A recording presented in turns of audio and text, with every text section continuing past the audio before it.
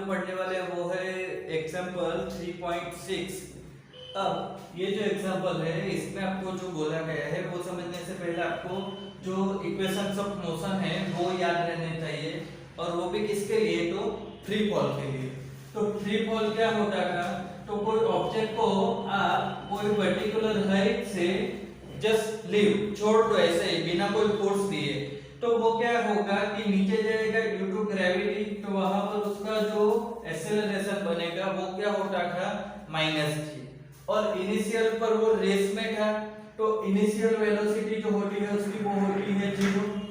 तो इसके लिए हम जो इक्वेशन होता है x = v0t + 1/2 at², ये इक्वेशन हम क्या लिख सकते हैं, तो एक्चुअली ये हाइट होगी तो x की जगह हम वहां पर y लिखते हैं, ठीक है। तो कुछ फर्क नहीं है, डिस्टेंस से बताते हैं दोनों, ठीक है। फिर v0 जो है तो वो क्या है 0, तो ये वाला टर्म पूरा 0 हो जाएगा। फिर 1/2 है और a की जगह लिखना है -g, तो ये आ जाएगा -g, और टाइम को हम रखने देते हैं t²। तो जब कोई ऑब्जेक्ट फ्री फॉल करता है तो उसका जो डिस्टेंस होता है वो हमको कैसे मिलता है, तो -1/2 gt² करके। तो ये फॉर्मूला का यूज करके वहां पर हमको जो करना है वो Galileo's law of odd number. तो अब गैलीलियो ने क्या बोला है वो समझो। गैलीलियो ने ये बोला है कि जब भी कोई ऑब्जेक्ट फ्री फॉल करता है तो टू सक्सेसिव टाइम इंटरवल में, तो टू सक्सेसिव टाइम इंटरवल में उसका जो डिस्टेंस ट्रैवल होगा तो वो डिस्टेंस ट्रैवल का जो रेशियो बनता है वो ऑड नंबर में बनता है। अब वो कैसे बनता है वो हमको समझना है। तो पहले तो हमको ये पता चल जाए कि भाई जो फ्री फॉल होता है तो उसमें डिस्टेंस कैसे मिलेगा, तो -1/2 gt², ये फॉर्मूला लगा के। तो अब हम यहाँ पर क्या करते हैं कि डिफरेंट टाइम इंटरवल लेते हैं। तो जो डिफरेंट टाइम इंटरवल होते हैं तो उसको हम लेते हैं 0, फिर टाइम है। अब यहाँ पर t1 t2 भी ले सकते हैं, बट बुक में हमको दिया है तो, ठीक है, ये इस तरीके का सिंबल होता है। तो 2 तो 3 तो 4 तो इस तरीके से डिफरेंट टाइम इंटरवल लिया है। तो ये क्या होगा कि यहाँ से यहाँ का टो, फिर यहाँ से यहाँ का 2 टो, ठीक है। तो इस तरीके से वो टाइम इंटरवल लिया है। तो अब ये टाइम इंटरवल में हम यहाँ पर t की जगह पर ये वैल्यू रखते जाएंगे। यहाँ पर ये फॉर्मूला में t की जगह पर ये वैल्यू हम रखते जाते हैं, तो क्या होगा, देखो t की जगह 0 रखेंगे तो 0 ही होने वाला है। अब t की जगह हम टो रखते हैं तो क्या होगा, ये -1/2 g², इसमें यही रहेगा, कुछ चेंज नहीं आएगा। अब 2 टो रखने से क्या हो जाएगा, तो -1/2 g और 2 टो उसका स्क्वायर। तो ये चीज हमको यहाँ पर क्या मिलेगी, एक्चुअली 4 निकल आएगा, 2 का स्क्वायर 4 निकल आएगा, और बीच अंदर रहेगा -1/2 g², इस तरीके से। तो यहाँ पर 3 है तो क्या मिलेगा, 9 निकलेगा, 3 का स्क्वायर 9 होता है वो निकलेगा, और अंदर बचेगा -1/2 g²। यहाँ पर 4 है तो 16 निकलेगा, -1/2 g²। तो डिफरेंट टाइम इंटरवल में होने वाले जो डिस्टेंस ट्रैवल है वो हमको इस तरीके से मिलेंगे। अब यहाँ पर क्या हुआ है कि जो ये है इसको यूनिट ले लिया गया है y0, ठीक है। y0 = -1/2 gt² ले ले, तो यहाँ पर क्या हो जाएगा, ये टर्म तो 0 रह जाएगी। इसको हम क्या लिख सकते हैं, अब देखो, तो इसको हम लिख सकते हैं y0। तो यहाँ पर देखो ये वाला जो टर्म है इसको हम क्या लिख सकते हैं, तो 4y0 लिख सकते हैं। फिर अब देखो तो इसको हम क्या लिख सकते हैं, 9y0, इसको हम लिख सकते हैं 16y0। तो हमने क्या किया है कि पहले तो डिस्टेंस ट्रैवल होता है उसको फाइंड किया, फिर इसको टर्म्स ऑफ y0 लिखा है, मतलब जो 1 सेकंड में होने वाला है उसको यूनिट लेके हमने बाकी सब डिस्टेंस को उसी फॉर्म में लिखा है। अब आगे देखो तो कि सबका डिफरेंस लो, इसमें से इसको माइनस करो तो y0 ही रहेगा, 2 में से 1 माइनस किया तो y0 बचा, 3 में से 2 को माइनस करो तो क्या बचेगा 3y0, फिर 9 में से 4 को माइनस करो तो क्या बचेगा 5y0, 16 में से 9 को माइनस करो तो क्या बचेगा 7y0। अब देखो ये y0 आता है तो किसका है फर्स्ट टाइम इंटरवल टो का, 3y आता है तो किसका है सेकंड टाइम इंटरवल 2 टो का, ये आता है थर्ड टाइम इंटरवल का, ये आता है फोर्थ टाइम इंटरवल का। तो अब आगे क्या होगा कि हमने बोला था कि जो भी सक्सेसिव टाइम इंटरवल बन रहा है तो उनका जो रेशियो लेना है तो वो रेशियो क्या हो जाएगा, तो वो रेशियो बनेगा 1 3 5 इस तरीके से। तो ये 1 3 5 7, तो आप देखो तो यहाँ पर क्या हो रहा है कि सारे के सारे नंबर ऑड आ रहे हैं, कोई इवन नंबर नहीं आ रहा है। तो यही था गैलीलियोस ऑड नंबर लॉ। अब जो हम करने वाले हैं वो है एग्जांपल 3.7 स्टॉपिंग डिस्टेंस के ऊपर बेस है। अब यहाँ पर ये स्टॉपिंग डिस्टेंस जो है वो क्या होता है, तो आपने देखा होगा कि कोई भी चीज रनिंग होती है, कोई भी चीज मोशन में होती है, तो उसको अगर आपको स्टॉप करना है तो जिस वक्त आप सोचते हो, ठीक है, जिस इंस्टेंट पर आप सोचते हो कि इसको स्टॉप करना है वो विद इन इंस्टेंट स्टॉप नहीं हो जाती है, ठीक है। आप ब्रेक अप्लाई करोगे तो भी क्या होगा कि जैसे आप ब्रेक अप्लाई करोगे कोई भी चीज स्टॉप नहीं हो जाती है, ठीक है, in case of disc break, ठीक है। बट डिस्क ब्रेक में भी थोड़ा तो चलता ही है। तो होता क्या है कि कोई भी चीज को जो मोशन में है उसको आप ब्रेक लगाते हो, तो ब्रेक लगाने से क्या होगा कि कोई भी चीज तुरंत स्टॉप नहीं हो जाती है। उसको स्टॉप होने के लिए क्या होगा कि थोड़ा टाइम लगेगा, और वो थोड़े से टाइम में वो क्या होगा कि थोड़ा सा डिस्टेंस भी ट्रैवल कर ही लेता है। तो ये जो डिस्टेंस ट्रैवल होता है जब ब्रेक अप्लाई करने से, तो उसी डिस्टेंस को बोलते हैं स्टॉपिंग डिस्टेंस। ये चीज आपको पता ही होगी कि जब भी आप बाइक चलाते हो, ठीक है, तो होता क्या है, साइकिल चलाते हो, ठीक है, तो होता क्या है कि कोई चीज आपके सामने ऑब्स्टेकल आ जाता है तो ब्रेक लगाना ही पड़ता है। अब जैसे ब्रेक लगाओगे तो वहीं पे थोड़ी कोई आपकी कार या बाइक या साइकिल स्टॉप हो जाती है, वो थोड़ा सा इस तरीके से चल के ही स्टॉप होती है।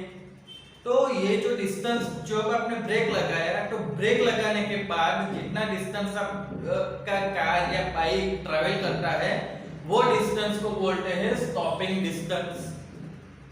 अब इसका फॉर्मूला देखो, तो फॉर्मूला में क्या होगा कि स्टॉपिंग डिस्टेंस है तो होना क्या है कि कहीं पर जाके स्टॉप होना है, तो मतलब इसकी जो फाइनल वेलोसिटी है वो होनी चाहिए 0, ठीक है। अब जो x होगा तो उसे हम लेते हैं स्टॉपिंग डिस्टेंस, तो ds ले, ठीक है। तो हमको यहाँ पर एक्चुअली फॉर्मूला कौन सा लेना है, third formula, v square minus v0 square equal to 2ax, ये फॉर्मूला लेना है। ये फॉर्मूला में आप देखो तो फाइनल वेलोसिटी 0 हो रही है, तो ये 0 हो जाएगा, माइनस v0 स्क्वायर है तो वो ऐसे ही रहेगा, इक्वल टू 2a, और x की जगह हम लिखेंगे ds, तो ds को सब्जेक्ट बनाएंगे तो क्या मिलेगा minus v0 square upon 2a। तो ये हमको क्या होगा कि फॉर्मूला मिल रहा है स्टॉपिंग डिस्टेंस फाइंड करने का। तो वो कैसे हम फाइंड कर सकते हैं, तो जब आप ब्रेक लगा रहे हो, ब्रेक लगाने के वक्त आपकी जो स्पीड होगी उसका स्क्वायर डिवाइड बाय 2a, तो यहाँ पर एक्चुअली एक्सेलरेशन क्या होगा, तो एक्सेलरेशन वो होगा जो आपकी ब्रेक की कैपेसिटी होती है ना, वो होता है। आपकी ब्रेक की कैपेसिटी बाइक में तो ठीक है, बट साइकिल में मोस्ट ऑफ बहुत आपने एक्सपीरियंस किया होगा कि नॉर्मल डेज में क्या होगा कि ब्रेक लगाओ ठीक है इजीली लगता है, बट रेनी सीजन में क्या होगा कि टायर वेट होते हैं, उसके साथ मिट्टी भी चिपकी होती है, तो उस केस में क्या होगा कि आप ब्रेक लगाने जाओगे बट वो ब्रेक लगती ही नहीं है, ठीक है, बहुत देर दबाए रखने के बाद आपकी ब्रेक लगती है। तो वो क्या हो जाता है कि आप देखो तो एक केस में आपकी ब्रेक सडन लग जाएगी तो वो ब्रेक की कैपेसिटी, और फिर दूसरे केस में वही क्या होगा कि ब्रेक धीरे धीरे लग रही है, तो वो ब्रेक की कैपेसिटी है कि वो कितना डिएसेलरेट करता है मोशन को। तो जो स्टॉपिंग डिस्टेंस है वो क्या हो जाएगा, तो जब आप ब्रेक लगा रहे हो तब आपकी वेलोसिटी कितनी है और जो आपकी ब्रेक की कैपेसिटी होगी वो कितनी है, उस दोनों के ऊपर डिपेंड करता है। अब यहाँ पर आप देखोगे तो जो स्क्वायर कर रहे हैं, ठीक है, इनिशियल वेलोसिटी का स्क्वायर हो रहा है, तो मतलब 2 की जगह यहाँ पर वेलोसिटी 1 की जगह 2 भी कर दोगे, ठीक है, 1 हो गए तो 1 आ जाएगा, फिर आप 2 कर दोगे तो वेलोसिटी तो डबल की, बट स्टॉपिंग डिस्टेंस बहुत ज्यादा बढ़ जाएगा क्योंकि 2 का स्क्वायर हो जाएगा। तो वो चीज भी हम देखते हैं। यहाँ पर एक चीज आपको ध्यान रखनी है कि वेलोसिटी जो है तो इनिशियल वेलोसिटी लिखा हुआ है, ठीक है, बट लगाना कौन सा है कि जब आप ब्रेक अप्लाई करो तब वाले, ठीक है, तो वो इनिशियल वेलोसिटी यहाँ पर आएगी स्टॉपिंग डिस्टेंस में। अब यहाँ पर कुछ स्टैंडर्ड वैल्यू भी दी गई है कि जो मोस्ट ऑफ कार्स होती है उनमें 10 मीटर, 20 मीटर, 34 और 50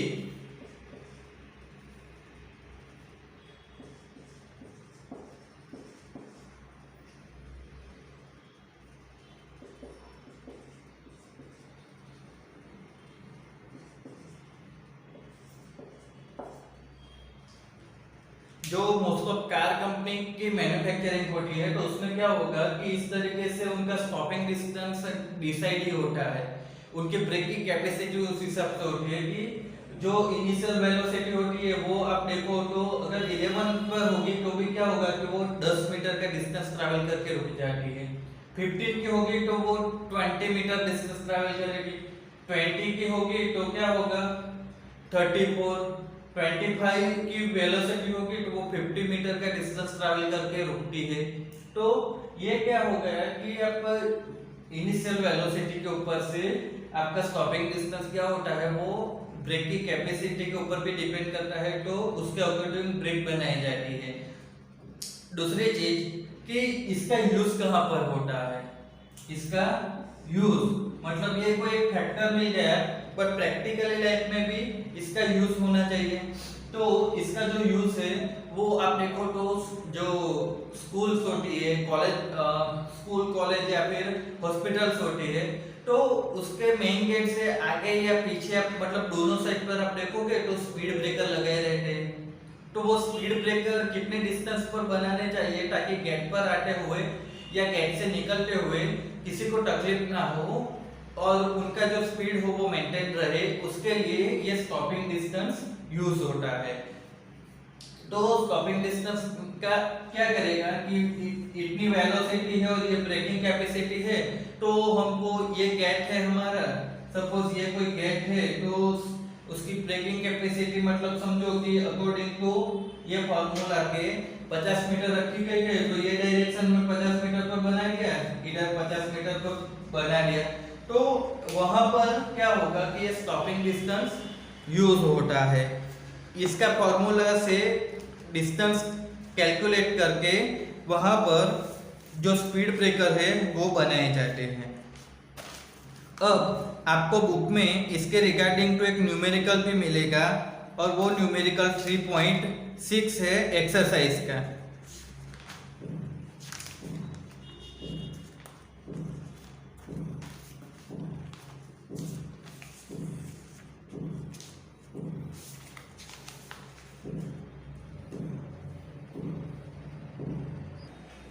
अब जो करने वाले हैं वो है एक्सरसाइज 3.6। अब ये जो एक्सरसाइज है इसमें हमको यहाँ पर क्या दिया हुआ है कि 126 किलोमीटर पर आवर की स्पीड से कोई कार जा रही है और 200 मीटर पर वो स्टॉप हो रही है। तो हमको रिटार्डेशन लिखा है मतलब कि कितना डीएक्सेलरेट हो रही है कार वो फाइंड करना है, और दूसरा है कि कितना टाइम के बाद वो स्टॉप होगी, दो चीज हमको फाइंड करनी है। अब देखो कि पहले तो ds मतलब स्टॉपिंग डिस्टेंस का फॉर्मूला क्या है, तो वो है -v02 ये फॉर्मूला है। अब यहाँ पर आप देखो तो हमको वेलोसिटी दिया हुआ है इनिशियल वेलोसिटी और वो इनिशियल वेलोसिटी आएगा 126 किलोमीटर पर आवर, ठीक है। फिर ds देखो यहाँ पर एक्चुअली स्टॉपिंग डिस्टेंस दे दिया है हमको और वो दिया है 200 मीटर। अब हमको यहाँ पर क्या करना है कि जो a है उसकी वैल्यू फाइंड करनी है और टाइम फाइंड करना है। तो ये जो फॉर्मूला है इसमें पहले तो हम क्या करेंगे कि 126 है तो उसको 5/18 से मल्टीप्लाई कर दो। तो इसको मल्टीप्लाई करेंगे तो हमको आंसर मिलेगा 35 मीटर पर सेकंड। 5/18 से मल्टीप्लाई करने पर क्या होता है कि कोई भी किलोमीटर पर आवर वाला मीटर पर सेकंड में कन्वर्ट हो जाता है। अब यहाँ पर हमको चीज मिल गई है, ds की वैल्यू आप देखो तो 200 है इक्वल टू -v0 तो -35 का स्क्वायर और नीचे देखो तो 2 इंटू a है। अब हमको जो चाहिए वो a है तो a की वैल्यू हमको कैसे मिलेगी तो -35 इंटू 35 और नीचे क्या आ जाएगा 2 इंटू 200। तो आप ये दोनों को सिंप्लीफाई करोगे तो आंसर कुछ हमको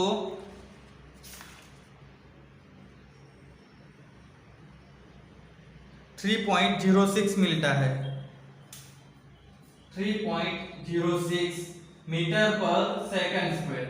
बट यहाँ पर माइनस आएगा, वो चीज याद रखना। एक चीज यहाँ पर कॉन्सेप्ट क्लियर करना, मोस्ट ऑफ स्टूडेंट में क्या हो जाता है कि ये माइनस दिखा है बट ये स्क्वायर है तो माइनस माइनस स्क्वायर करके इसको प्लस कर देते हैं। बट ये प्लस नहीं, ये फार्मूला का माइनस है तो आप वैल्यू का स्क्वायर करके इसको प्लस नहीं कर सकते, वो चीज ध्यान रखना।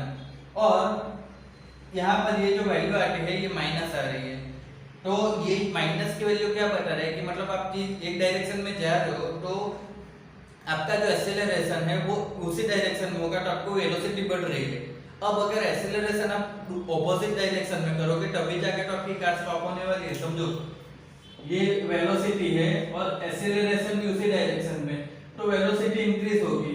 बट वेलोसिटी इस डायरेक्शन में और एक्सेलरेशन ऑपोजिट डायरेक्शन में लगाओगे तभी जाके तो आपकी वेलोसिटी डिक्रीज हो पाएगी। तो वेलोसिटी की ऑपोज में जब हम एक्सेलरेशन लगाते तो जो एक्सेलरेशन का साइन होगा वो क्या होगा, नेगेटिव ही आना चाहिए ना, इसलिए यहाँ पर देखो नेगेटिव आ रहा है। तो ब्रेक आपके वेलोसिटी इस डायरेक्शन में, ब्रेक आप लगाओगे तो वो ऑपोजिट डायरेक्शन में होनी चाहिए तभी जाके तो आपकी कार स्टॉप होगी। तो ये देखो एक्सेलरेशन ऑपोजिट डायरेक्शन में तो वेलोसिटी डिक्रीज होगी और फिर स्टॉप हो जाएगी, इसलिए एक्सेलरेशन का वैल्यू माइनस आता है। अब ये चीज एक्सेलरेशन तो वो मिल गया, टाइम फाइंड करना है तो टाइम के लिए क्या करेंगे, v = v0 + at वाला फार्मूला लगा तो इसमें से टाइम फाइंड करना है। तो फाइनल वेलोसिटी हो गई 0, इनिशियल वेलोसिटी क्या हो जाएगी 35 और इधर देखो तो क्या आएगा, a की जगह हमको क्या मिला माइनस मिला ना, तो -3.06 * t। तो अब देखो तो यहाँ पर क्या होगा t = 35 / 3.06 तो ये अप्रोक्सीमेटली 11.4 के आसपास हमको टाइम मिलता है। अब एक चीज देखो, अगर एक्सेलरेशन यहाँ पर पॉजिटिव लिया होता तो यहाँ पर भी पॉजिटिव आता तो टाइम तो नेगेटिव हो जाता। तो मतलब ऐसा थोड़ी होता है कि आपके ब्रेक लगाने से पहले आपकी कार स्टॉप हो चुकी हो, ऐसा तो है नहीं। टाइम नेगेटिव में आएगा इसका मतलब क्या बताएगा, यही ना कि बिफोर द टाइम वो चीज स्टॉप हो चुकी है, तो ऐसा तो पॉसिबल है नहीं। तो यहाँ पर टाइम पॉजिटिव कब आएगा, जब हम एक्सेलरेशन को नेगेटिव लेंगे। तो अगर वो प्रैक्टिकली पता नहीं चल रहा है तो ये थ्योरेटिकल भी आप देख लो, यहाँ पर नेगेटिव लोगे तभी जाके ये फार्मूला में नेगेटिव अप्लाई करके टाइम को पॉजिटिव ला सकते हो। तो ये हमारा एग्जांपल 3.6 था जिसमें हमको दो चीज फाइंड करनी थी, एक्सेलरेशन मतलब वो रिटार्डेशन होता है कि कम होता जा रहा है, ठीक है, और दूसरा टाइम फाइंड करने को था। अब जो हमारा टॉपिक है वो है एग्जांपल 3.8 बट कुछ थियोरिकल, एक मिनट दिख नहीं रहा है, रिएक्शन टाइम रिएक्शन टाइम तो बहुत बार आपने देखा होगा कि उसने क्विक रिएक्शन किया, उस वजह से कुछ बच गया, ये हुआ वो हुआ, तो क्विक रिएक्शन की वजह से हमने ये कर दिया वो कर दिया। या फिर आप सोचते भी होंगे कि कुछ ऐसी पोजीशन आ जाती है जब हमको क्विक डिसीजन लेने पड़ते हैं, तभी हमारा काम हो पाता है, ठीक है। तो ये जो क्विक रिएक्शन लेना होता है तो वो कितने टाइम में आप ले पाते हो, वो होता है रिएक्शन टाइम, ठीक है। अब आप देखो तो आपको पता होगा कि सपोज कोई ग्लास की चीज है आपके हाथ से छूट गई, आपने ऐसा पकड़ा है, आपके हाथ से छूट गए, तो अचानक से आप ऐसा करके पकड़ लोगे, तो वो होता है रिएक्शन टाइम। बट आपने सोचा, तो सोचने के बाद आप गए, वहां तक जाने में कुछ तो टाइम लगा होगा, वो टाइम भले बहुत ही कम रहता है बट कुछ तो टाइम लगता है, तो वो जो टाइम लगता है वो रिएक्शन टाइम है। अब उसके लिए एक एग्जांपल का प्रैक्टिकल है, बुक में दिया है वही बता रहा हूँ कि आपको इस तरीके से क्या करना है कि एक स्केल लेनी है, ठीक है, मेरे पास अवेलेबल नहीं है, तो एक स्केल लेनी है, फिर क्या करना है कि नीचे से वो स्केल को इस तरीके से रखना है।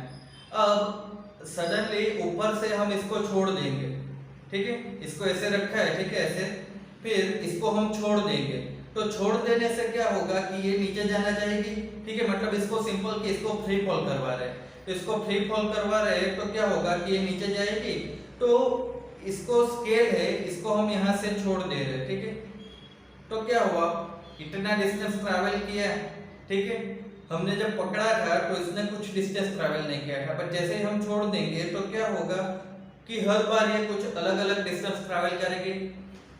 तो हर बार ये अलग अलग डिस्टेंस क्यों ट्रैवल कर पाती है, क्योंकि हम इसको पकड़ने जाते हैं तो वो रिएक्शन टाइम है वो हर बार हमारा अलग अलग रहता है, इसलिए वो अलग अलग डिस्टेंस ट्रैवल कर पाती है।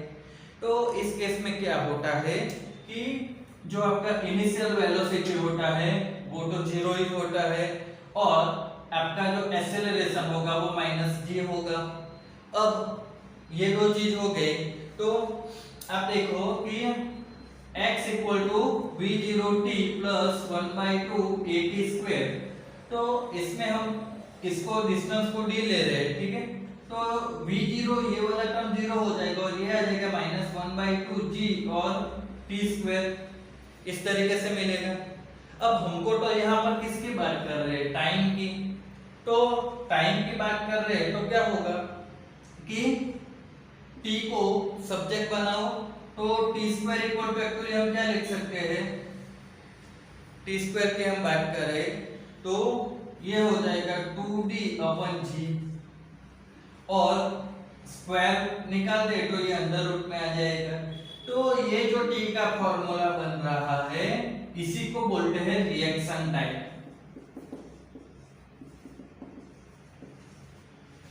तो ये रिएक्शन टाइम में क्या होगा कि g तो कांस्टेंट है और d जो है तो वो d क्या होगा कि यहाँ पर जैसे हम प्रैक्टिकल कर रहे थे कि ये स्केल है, इसको यहाँ से पकड़ा है, ठीक है, और अब हम इसको ऊपर से छोड़ देंगे, ऊपर से, तो क्या होगा कि ये कुछ डिस्टेंस ट्रैवल करेगी और नीचे जाना चाहेगी, तो हमने इसको पकड़ लिया और ये नीचे जा रही है, तो इसने कितना डिस्टेंस ट्रैवल किया है, ठीक है। तो बुक में ये एग्जांपल में आपको ये डिस्टेंस जो है वो 21 दिया हुआ है, ठीक है, तो ये 21 हम ले रहे हैं, तो क्या होगा कि t = 2, 21 है, मीटर में कन्वर्ट करना पड़ेगा, तो 0.21 हो जाएगा डिवाइड बाय 9.8, तो इस तरीके से हम करेंगे तो वहां पर हमको जो आंसर मिलेगा 0.2 सेकंड।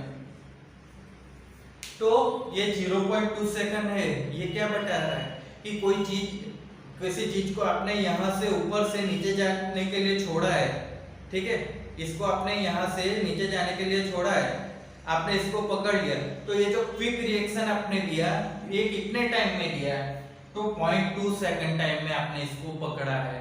तो ये चीज आप एक्चुअली जरूरी नहीं है कि हर बार आपके पास वॉच होना चाहिए, आप प्रैक्टिकली करके भी देख सकते हो कि आपने यहाँ से छोड़ा है और कितना डिस्टेंस नीचे ट्रैवल किया है, तो वो डिस्टेंस मेजर कर लो, फिर ये फॉर्मूला में लगा दो, तो आपका क्विक रिएक्शन कितना है ना वो आप खुद प्रैक्टिकली पता कर सकते हो। तो ये रिएक्शन टाइम के बारे में था। तो आज हम यहाँ पर खत्म करते हैं।